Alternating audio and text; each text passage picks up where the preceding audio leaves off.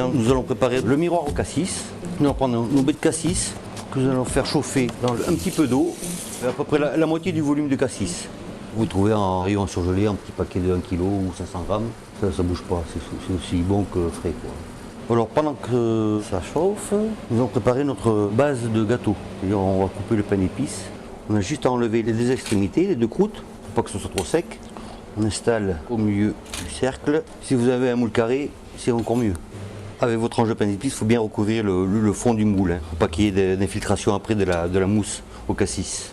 Il faut aussi 8 tranches de pain d'épices à peu près pour faire ça. C'est du découpage. C'est un vrai puzzle. Voilà. On va faire un petit sirop pour imbiber le pain d'épices. On va prendre 2 cuillères à soupe de sucre semoule. On va rajouter un petit peu d'eau, juste à hauteur, et on porte à ébullition. Pendant ce temps-là, on met nos feuilles de gélatine trempées dans de l'eau froide, 10-12. Je précise bien de l'eau froide, parce que dans l'eau chaude, elles vont se fondre et on ne pourra plus les rattraper après. On laisse tremper 3-4 minutes jusqu'à ce que ça ramollisse. Alors, le sirop, on va le poser sur le pain d'épices pour pas qu'il soit trop sec. Alors, nos baies de cassis ils vont être bientôt prêts là. On va pouvoir faire un sucre au petit boulet. C'est un terme de cuisson. C'est avant que ça devienne couleur caramel. On prend à peu près 4 grosses cuillères à soupe de sucre. On rajoute de l'eau à hauteur et on porte à ébullition. Il faut compter 3-4 minutes. Une fois que ce sera cuit, on le mélangera dans les baies de cassis et on incorporera les feuilles de gélatine.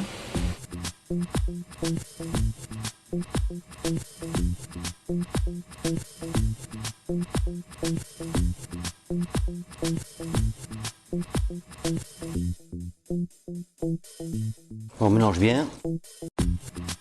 La prochaine opération consiste à mixer le tout. Voilà.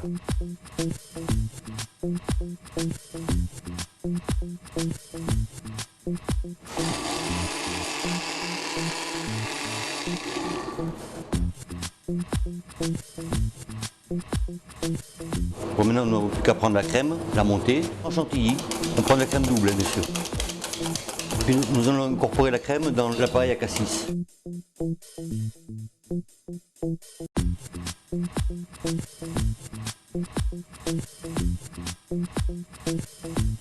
Et après, on n'a plus qu'à disposer dans le moule. Voilà. Et bien sûr, mettre au frais au moins 2 bonnes petites heures pour le stabiliser, quoi. Nous avons notre menu d'appel où il y a 5 entrées, 5 plats, 5 desserts. Et dans ces 5 entrées, 5 plats, 5 desserts, on y retrouve les spécialités bourguignonnes, comme les escargots, le jambon persillé, l'œuf à morette. Et après, vous avez le coq au vin, le bœuf bourguignon, le pavé de cendre rôti, avec une petite crème à ligoter. Et en dessert, on retrouve le miroir aux fruits rouges ou au cassis, des crêpes au cassis, et puis un petit sorbet pain d'épices et barre de Bourgogne. Alors, maintenant, on a juste à mettre un petit nappage rouge dessus. Moi, j'ai fait un petit mélange, gelée de groseille et puis nappage rouge, mélangé, chauffé, refroidi. Et puis, on va bien napper le miroir au cassis avec cet appareil-là. Voilà. Maintenant, il n'y a plus qu'à enlever le cercle.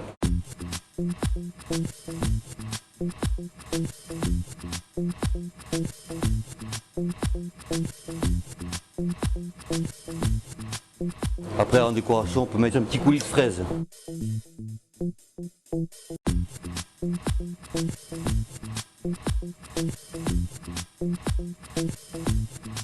Voilà, avec ça, on va mettre une petite carambole. Puis là, on va se mettre 2 ou 3 petits grains de cassis qu'on a gardés pour la décoration.